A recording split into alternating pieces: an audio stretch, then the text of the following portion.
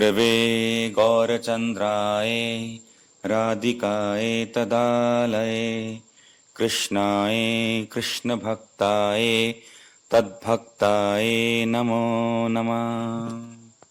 तवैवस्मिन् राधिकानां कर्मणा मनसा गिरा कृष्णकान्ते तवैवस्मिन् युवामेव गते मम। परम करुणामयी राधा रानी के प्राकट्य की तिथि बिल्कुल निकट ही है। इस तिथि के उपलक्ष्य में भक्तजन आनंद से राधा प्राकट्य का महोत्सव करते हैं, उत्सव मनाते हैं, व्रत भी करते हैं। तो इसी व्रत की विधि, उत्सव किस प्रकार से मनाना चाहिए, इसमें क्या करना चाहिए जिससे श्री राधा रानी और कृष्ण की विशेष कृपा की प्राप्ति हो, इन सब बातों की चर्चा आज की हम इस कथा में करेंगे। ब्रह्म वैवर्त पुराण में शंकर जी और पार्वती का प्रसंग आता है, जिसमें पार्वती जी शिव जी से पूछती हैं कि श्री गोलोक धाम, गोलोक वृंदावन की प्राप्ति के लिए किसकी पूजा आराधना करनी चाहिए, ऐसा क्या करना चाहिए जिससे शीघ्र गोलोक धाम की प्राप्ति हो जाए। तब शंकर जी कहते हैं, अगर कोई श्री कृष्ण की पूजा आराधना करे तो उसको गोलोक प्राप्ति में कई जन्म लगेंगे, परंतु अगर कोई उनकी प्राण वल्लभा श्री श्री राधा रानी की विशेष पूजा व भजन करता है, उनकी शरण लेता है, युगल उपासना करता है, तो उसे अति शीघ्र गोलोक धाम की प्राप्ति हो जाती है। तो इसमें मूल कारण क्या है? कृष्ण बहुत अपराधों का विचार करते हैं, इसलिए सब चीज, सब कृपा उचित परिमाण में ही मिलती है। परंतु राधा रानी परम करुणामयी हैं, वो दोष पर उनकी तो दृष्टि जाती ही नहीं है, केवल गुण ही गुण देखती हैं। कृपा वात्सल्य सार निधि, प्रबोधानंद जी कहते हैं, कृपा और वात्सल्य का सागर हैं साक्षात वो। निज जन पर वो इतना वात्सल्य उड़ेलती हैं कि किसी प्रकार की उसमें कोई सीमा रखती ही नहीं है, कोई लिमिट रखती ही नहीं है। निज जन परम सौंदर्य वात्सल्य सीमा, और अपने शरणागत भक्तों के लिए करुणा से उनका हृदय सदा पिघला रहता है। करुणा विद्रेव देहा, यहाँ तक कि पूरी देह भी उनकी कृपा से, करुणा से विगलित हो जाती है, पिघल जाती है, जल स्वरूपा हो जाती है, जैसे वो राधा कुंड के रूप में विराजमान है। इसलिए हमारे गुरुदेव शील भक्ति वेदांत वामन गोसाई महाराज जी कहा करते थे कि जन्माष्टमी तिथि से राधा अष्टमी तिथि बहुत अधिक करुणा करने वाली है। क्यों? क्योंकि कृष्णा से श्री राधा रानी बहुत अधिक करुणा करने वाली है। तो जानते हैं किस प्रकार से इस महोत्सव को मनाना चाहिए। नारदीय पुराण में ऐसा कहा गया है कि राधा अष्टमी की तिथि पर भक्तों को घड़े यानी कलश को स्थापित करना चाहिए, और उस कलश के ऊपर या निकट में एक मंच पर श्री राधा रानी जी के विग्रह को रखना चाहिए। अगर किसी के पास युगल विग्रह है तो राधा कृष्ण दोनों का विग्रह भी रख सकते हैं, और अगर वो नहीं है तो राधा कृष्ण की फोटो भी रखी जा सकती है। अब उसको सुंदर ढंग से सजाना चाहिए, फूल मालाओं से, चंदन इत्यादि से, उनका श्रृंगार करना चाहिए। षोडश उपचारों से राधा कृष्ण की पूजा राधा अष्टमी के दिन होती है। जहां तक प्रयास हो, एक दिन पहले ही मंदिर को अच्छे से सजा लेना चाहिए। फूल मालाएं, लड़ियां, झालरें, बंधनवार, लताएं, पत्तियों, रंगोली आदि से मंदिर और निकट स्थान की सुंदर रूप से सजावट करनी चाहिए। राधाष्टमी के दिन स्नान करने के पश्चात मंदिर को साफ कर लेना चाहिए और राधा कृष्ण की स्थापित विग्रह की आरती करनी चाहिए। फिर उनका अर्चन पूजा कर कर उनको नए वस्त्र पहनाकर माला इत्यादि धारण करवाकर उनको तैयार करना चाहिए और कुछ भोग लगाना चाहिए। राधा रानी जी का प्राकट्य दोपहर को 12 बजे यानी मध्याह्न काल में होता है। सारे पुराणों में उनके प्राकट्य का समय मध्याह्न काल ही दिया गया है, परंतु फिर भी बरसाना इत्यादि कई स्थानों पर उनका प्राकट्य सुबह 4 बजे का माना जाता है। कल्प भेद से निश्चित रूप से ऐसा कभी हुआ होगा, तभी वहां ऐसा मनाया जाता है। तो उनके 12 बजे के आविर्भाव के लिए सुंदर रसोई तैयार करनी चाहिए। जैसे राधा रानी को कड़ी चावल पसंद है, अरबी की सब्जी, खीर पूरी, ये सब व्यंजन उनको पसंद हैं, तो ये सब चीजें उनके लिए बनानी चाहिए शुद्ध रूप से। उनके आविर्भाव से पहले जहां तक हो सके हरि नाम संकीर्तन करना चाहिए, नित्य गान करना चाहिए, भजन गाने चाहिए, मृदंग, करताल, वेणु वाद्य इत्यादि के साथ कीर्तन चलना चाहिए। समय मिलने पर श्रीमद् भागवत में दशम स्कंद के 21वें से लेकर 33वें अध्याय तक राधा कृष्ण की लीलाओं का वर्णन है, उनको भी पढ़ा जा सकता है। और अन्य पुराणों में जो श्री राधा कृष्ण की लीलाएं हैं, कथाएं हैं, उनका भी पाठ किया जा सकता है। बड़ा सुंदर ग्रंथ है ललित माधव, उसका भी पाठ किया जा सकता है, रूप गोस्वामी जी का। तो दोपहर जब 12 बजे उस समय श्री विग्रह को, राधा रानी के विग्रह को या फिर राधा कृष्ण दोनों के विग्रह को स्नान करवाना चाहिए। तो पंचामृत स्नान सर्वश्रेष्ठ रहता है। जल में गंगा जल मिलाकर या राधा कुंड का जल मिलाकर उनको स्नान कराया जाए। साथ में दूध, दही, घी, शहद और शक्कर, ये 5 चीजें मिलाकर या अलग अलग से शंख में डालकर इससे विग्रह का स्नान कराना चाहिए। और उसके बाद श्री विग्रह को दोबारा से वस्त्र पहनाने चाहिए और नई फूल मालाएं धारण करवानी चाहिए। श्री कृष्ण को हो सके तो तुलसी की माला धारण करवानी चाहिए और श्री राधा रानी जी के हाथ में तुलसी का दल देना चाहिए। राधा रानी के चरणों में तुलसी नहीं चढ़ाई जाती है। उसके बाद जो उनके लिए रसोई तैयार की गई है, उन सब पकवानों को राधा कृष्ण को भोग लगाना चाहिए और फिर उनकी आरती उतारनी चाहिए। अंत में दंडवत प्रणाम करके उनकी वंदना करनी चाहिए और उनसे प्रार्थना करनी चाहिए।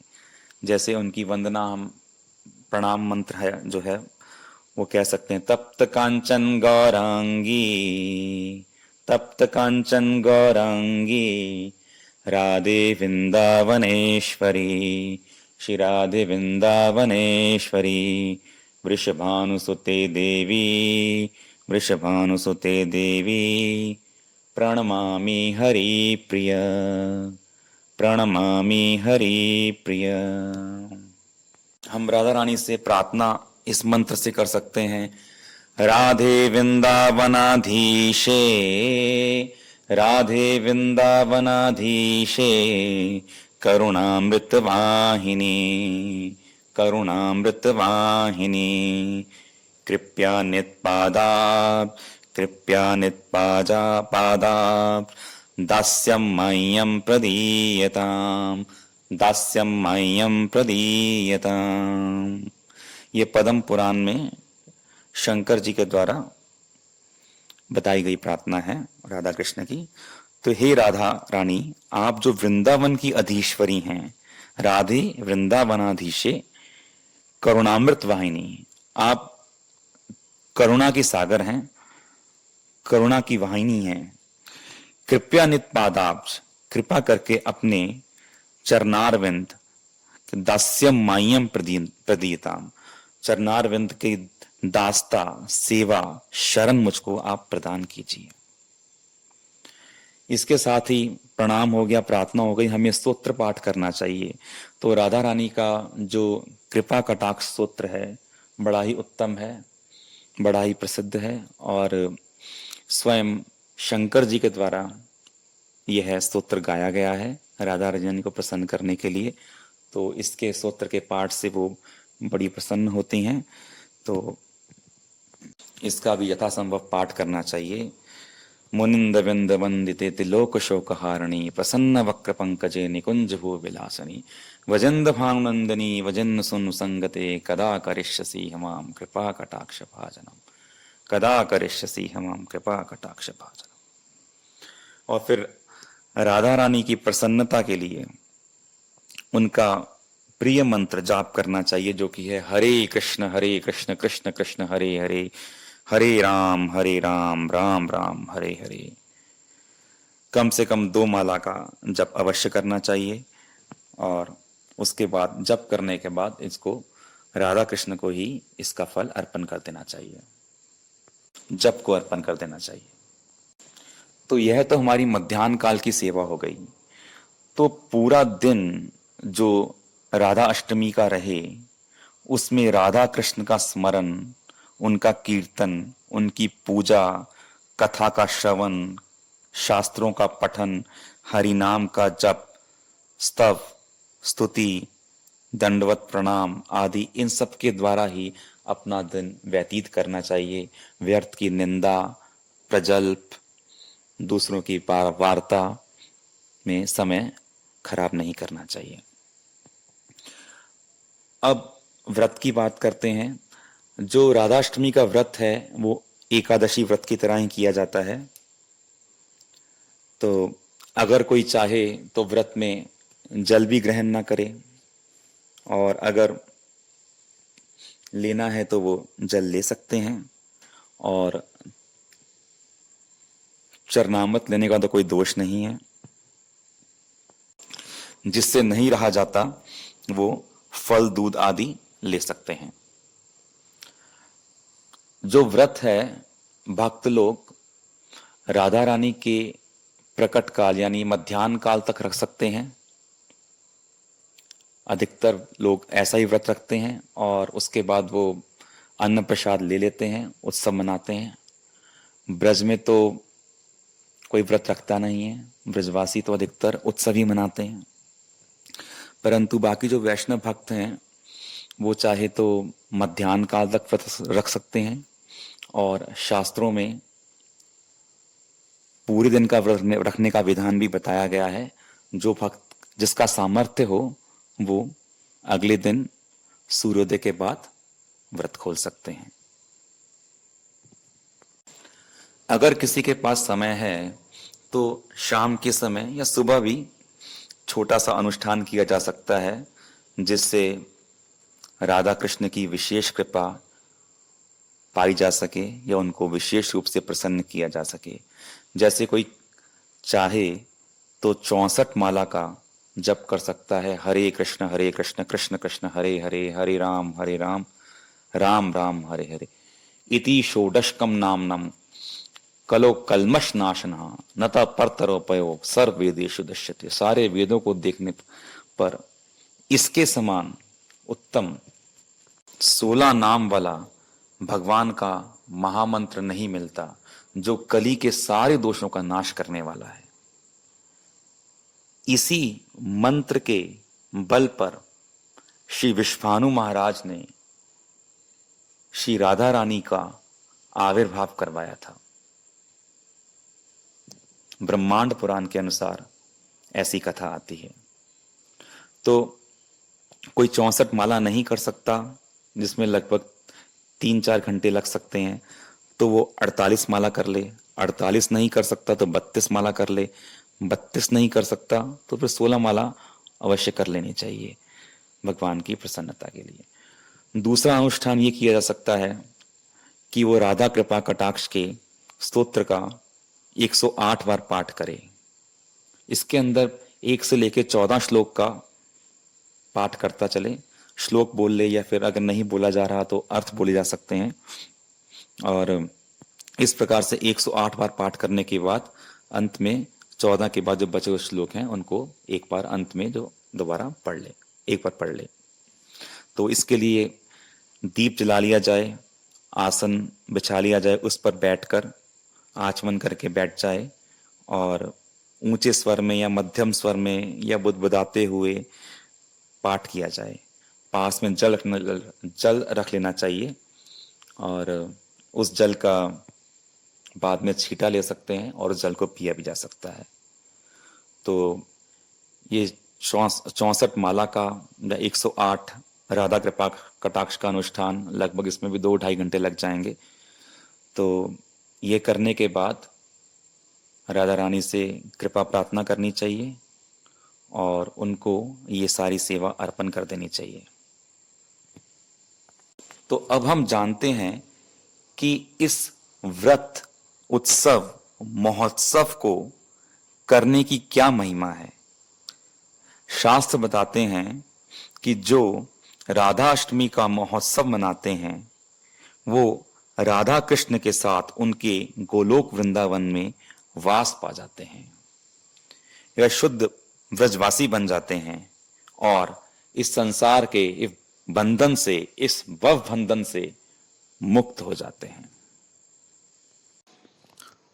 पद्म पुराण के पाताल खंड में तो यहां तक कह दिया गया, एकादशी सहस्रेन यत फलम प्राप्यते नरः राधा अष्टमी व्रत पुण्यम तस्मात् शत गुणाधिकः। 1000 एकादशी करने का जो फल होता है उसको अगर 100 गुना कर दिया जाए तो वो राधा अष्टमी के व्रत का फल हो जाता है, यानी 100,000 अर्थात 1,00,000 एकादशी के व्रतों का फल इस राधाष्टमी व्रत से प्राप्त होता है, ऐसा शास्त्र कहते हैं। तो ये तो उत्सव महोत्सव व्रत की बात हुई। अब राधा रानी के नाम की कुछ चर्चा कर ली जाए। भगवान बताते हैं क्रम दीपिका में, मम नाम शते नैव राधा नाम सदुत्तमम यह स्मरेत सदा राधाम न जाने तस्य किम फलम। जो मेरा नाम है उसके जप का बहुत भारी फल है, परंतु मम नाम शते नैव, उससे 100 गुना श्रेष्ठ राधा रानी के जप का नाम का जप है। और यह स्मरे सदा राधाम, जो सदा राधा रानी का नाम का जप करता रहता है, ना जाने तस्य किम फलम, उसका क्या फल है उसका तो मैं भी बखान नहीं कर सकता हूं। राधा रानी के नाम के जप से सबसे अधिक प्रसन्न कृष्ण होते हैं और कृष्ण के नाम का जप सुनकर राधा रानी प्रसन्न होती हैं।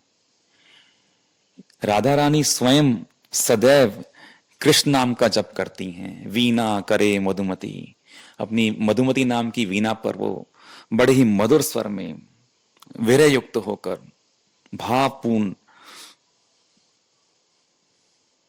तरीके से कृष्ण के नाम का जप करती हैं। और जो कृष्ण हैं वो बड़े व्याकुल होकर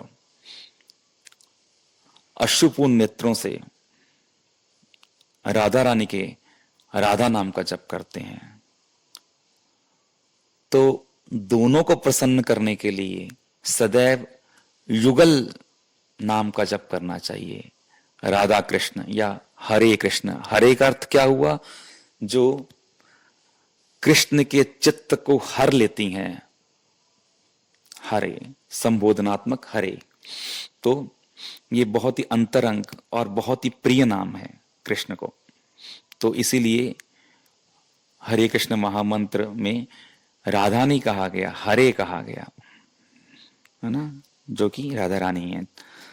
तो इसलिए जहां तक हो सके भगवान के नाम का जप करना चाहिए। हरे कृष्ण कृष्ण कृष्ण हरे हरे, हरे राम राम राम हरे हरे। तो युगल नाम की ही महिमा है। शास्त्र में ऐसा कहा गया कि जो राधा रानी का नाम लेने के बाद कृष्ण का नाम लेता है, धीरे धीरे इसके प्रभाव से वो भगवत धाम का अधिकारी बन जाता है।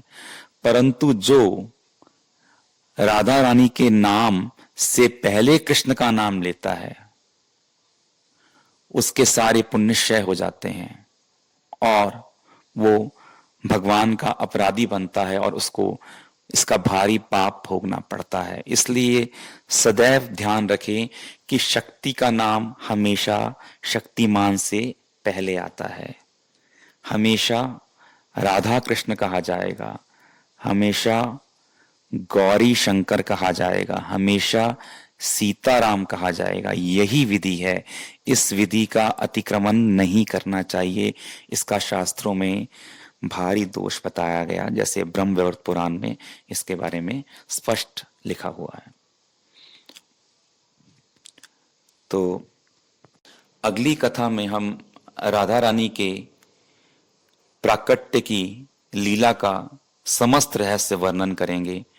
भविष्य पुराण, ब्रह्म वैवर्त पुराण, ब्रह्मांड पुराण, नारद पुराण, पद्म पुराण, नारद पांचरात्र, गर्ग संहिता, ललित माधव, इन सारे ग्रंथों में इसका बड़ा ही सुंदर विश्लेषण दिया है। बड़ी सुंदर प्राकट्य की राधा रानी कथाएं दी गई हैं। उन सब की हम चर्चा आने वाली राधाष्टमी कथा में करेंगे। हरे कृष्ण कृष्ण कृष्ण हरे हरे, हरे राम राम राम हरे हरे। वांछा कल्पतरुभ्यश्च कृपा सिन्धुभ्यः पतितानां पावनेभ्यो वैष्णवेभ्यो नमो नमः। बोल राधाष्टमी तिथि की जय, समस्त भक्त वृंद की जय, समस्त हरि गुरु वैष्णवों की जय।